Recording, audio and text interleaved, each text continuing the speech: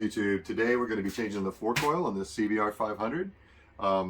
These are the tools you're going to need. You're going to need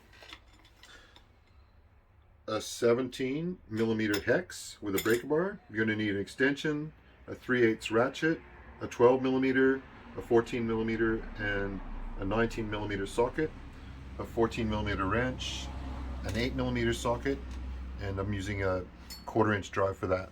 And you're also going to need a 5 millimeter hex, a little pick, and you're going to need something to measure the oil from the top of the tube to where the oil hits. So I'm using vernier calipers for that. And also finally the oil and an oil pan. So I've loosened up a lot of bolts, so it might not look like I'm really torquing on stuff, but I'm going to go through with what I'm going to do. I'm going to start with the 12 millimeter on the ratchet and also the 17 millimeter hex. I'm going to come over. I'm going to loosen this pinch bolt here to where you can loosen it by hand. Then I'm going to take the 17 millimeter and then loosen the wheel. Take the axle out.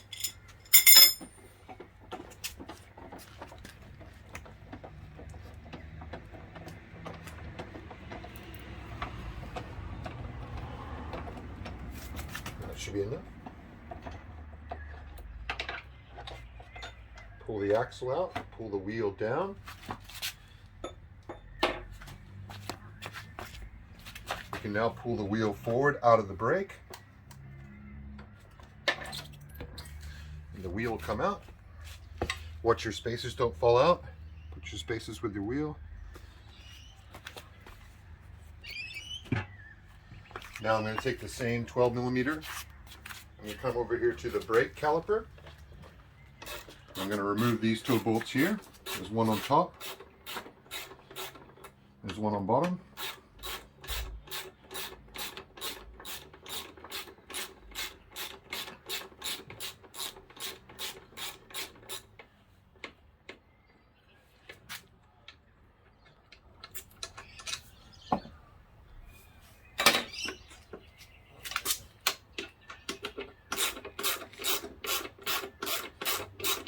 You're going to remove the front fender next. You're going to need your 5 millimeter hex for that.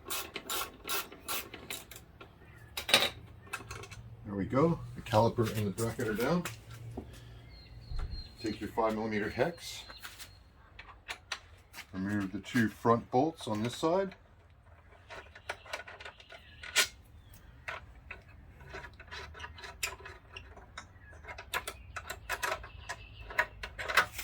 And then there's two 5 millimeter bolts on the other side.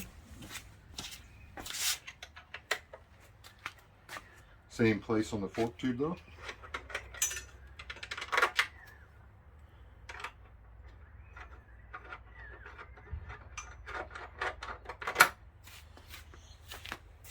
Now you're going to change to your 8 millimeter socket. And back here where the reflector is, if you've still got a reflector, there's an 8 millimeter headed bolt right there. You're going to pull that out.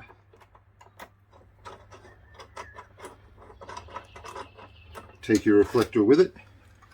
That's how long that bolt is. Come to the other side. You're going to do the same thing on this side.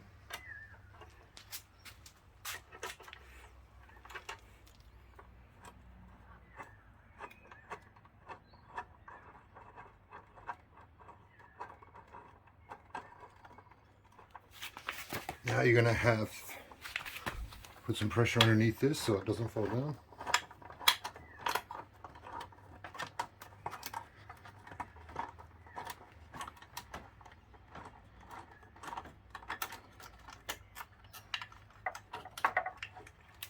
And that is also, so all these spacers that are falling down now, you're going to have to put those back in when you put your fender back in. So now you can just pull your fender forward and up, sideways like that. So this is the bracket that goes underneath your fender, and that's going to fit in there when you put it back.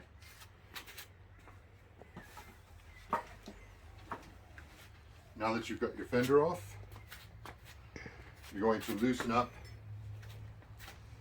these 14mm bolts under here.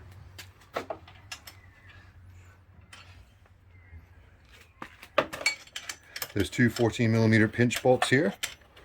You're going to loosen those up where you can spin them with your hand. Same on this side. Get them to where you can spin them with your hand. So now those are loose. You're going to come back up to the top here now.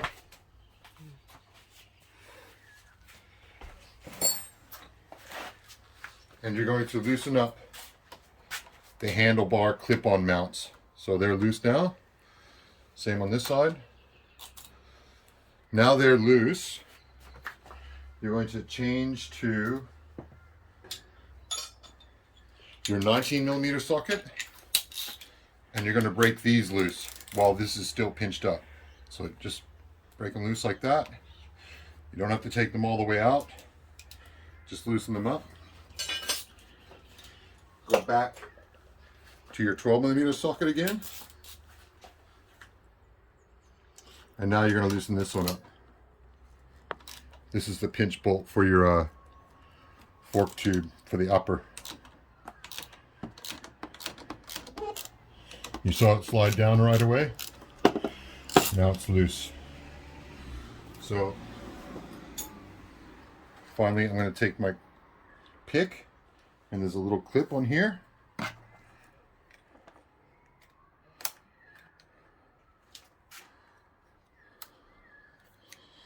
And you're going to take that clip and peel the clip off.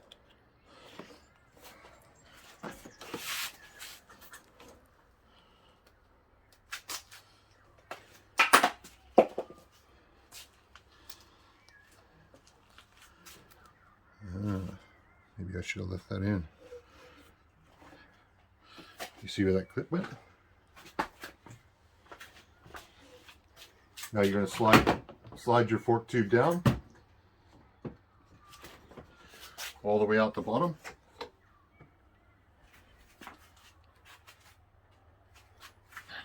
You can see your clip went in there. So now I'm going to take off this cap all the way.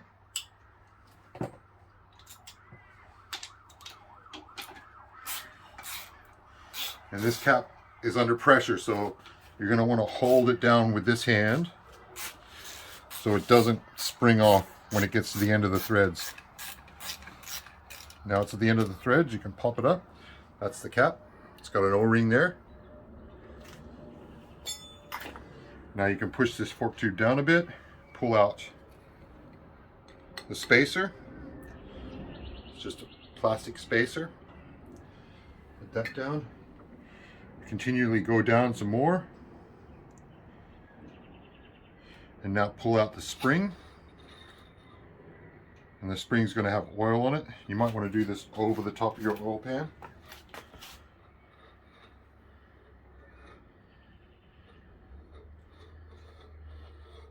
And you'll see the coils get tighter at the bottom of the spring. That's the way the spring's going to go back in too. Now the spring's out. Now, I don't know whether you can see down in here, the oil level that's already in there. But you're going to pump that oil out. So you tip the fork upside down. The oil comes out. Now you're going to pump it. Just up and down till all the oil comes out.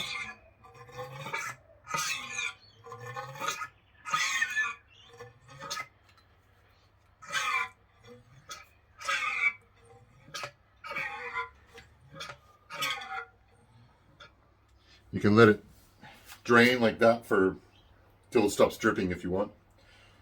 But we're going to probably time lapse that. So the next thing you'll see was me putting the oil back in. Did you pause it? All the oil out of your fork tube. That's when you're going to start filling this up. First, I clean off the leg completely with some parts cleaner. Clean off your tube as good as you can. And then we're going to start with what the book says, which is 480 mil.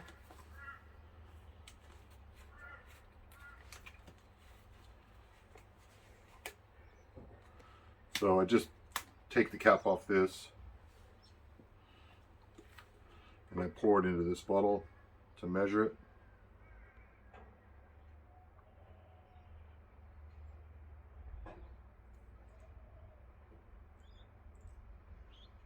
Obviously, if you've got a 400, if you've got a ratio right or something, this would be a perfect time to use that because it would hold half a liter. This is exactly 250 mil. I'll put this in first.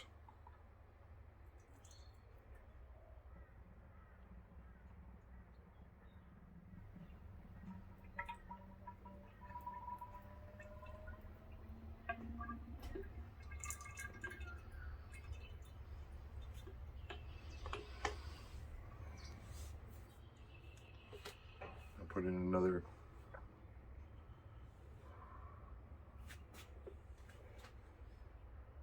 230 mil now.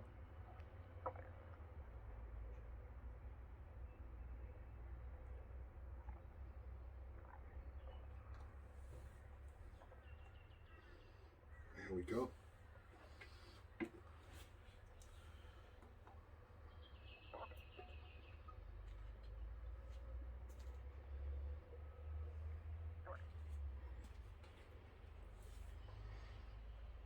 Be careful that the fork oil doesn't come up over this because right now it hasn't pumped to the bottom part of the tube yet. So after you get your base amount in, then start pumping the fork up and down till you get resistance both ways. So you'll get resistance going up and down.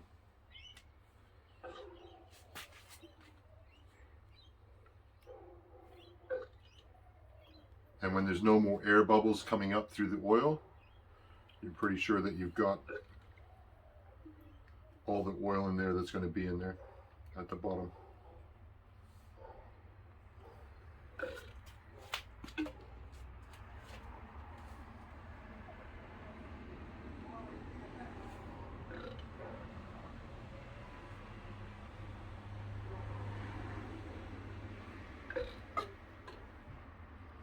Make sure you stroke it all the way to the bottom of the stroke and all the way to the top.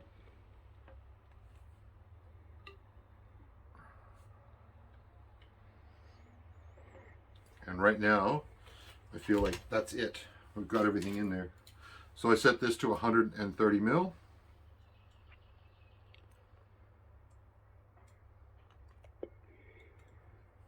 I put this down the side of the fork tube till this hits.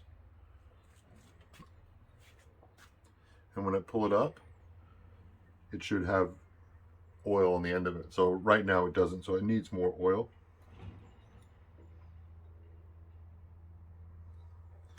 You can keep pushing it down till it hits.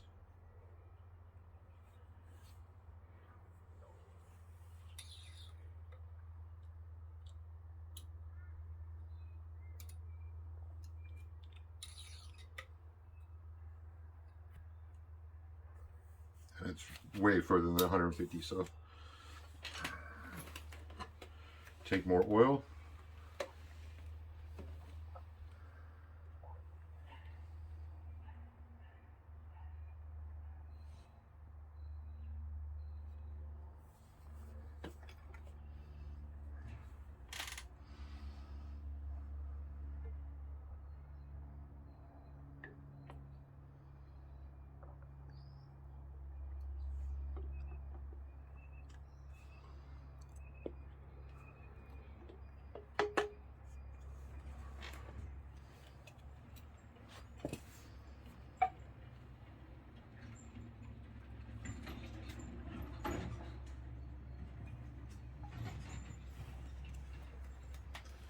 Back to 130.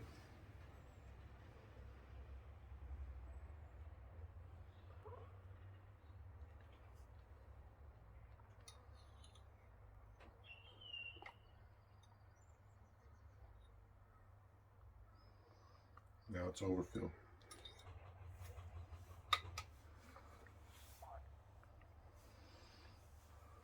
So it could take a little bit of time playing with this. You're going to tip a little bit out. You're going to put more in. But if you do it right, it should be at 130 mil.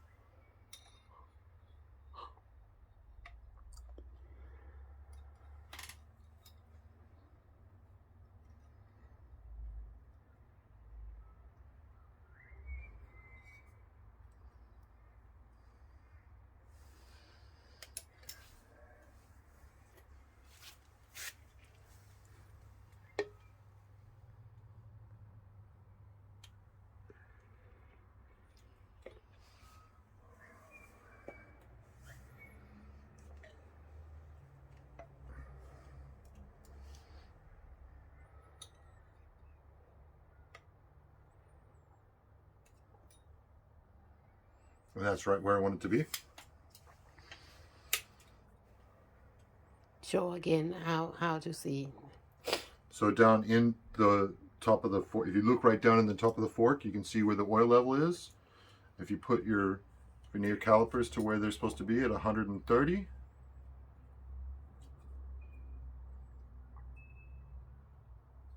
and then put them in down the side of the tube, you should see just the tip of that hit the oil, and that's right where it's supposed to be right now.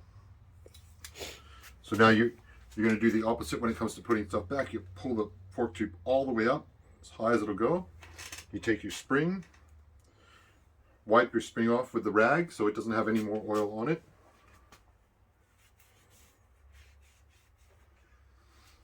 And then you're going to put your spring back in there slowly so none of it splashes back up at you.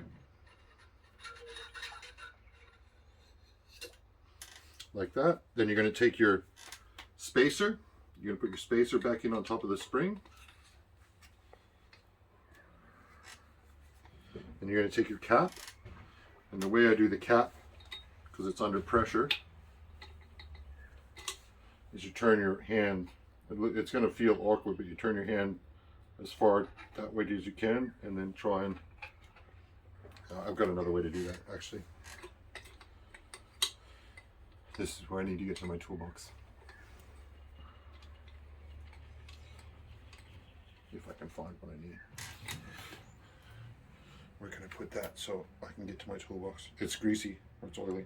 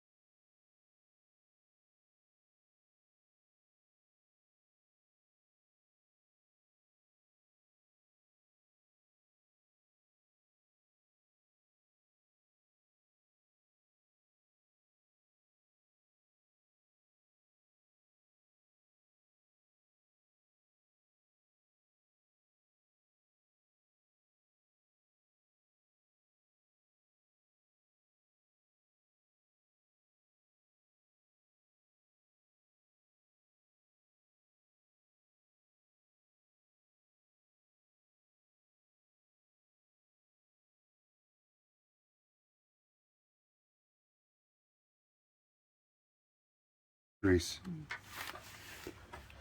Take one for the team.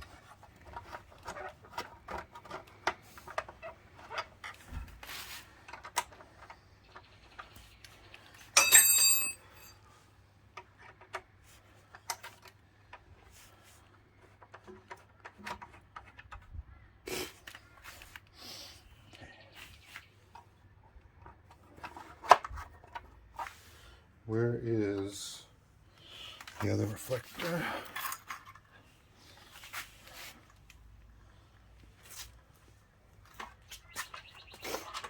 Now's the perfect time to get rid of your reflectors too if you hate reflectors.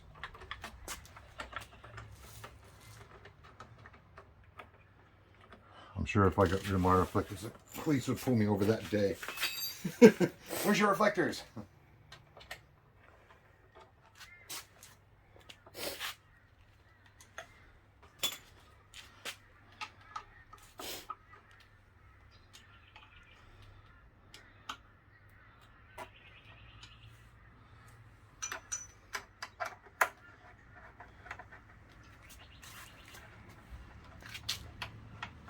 Alright, so something's wrong here. This bolt is to the top and that other bolt is to the bottom.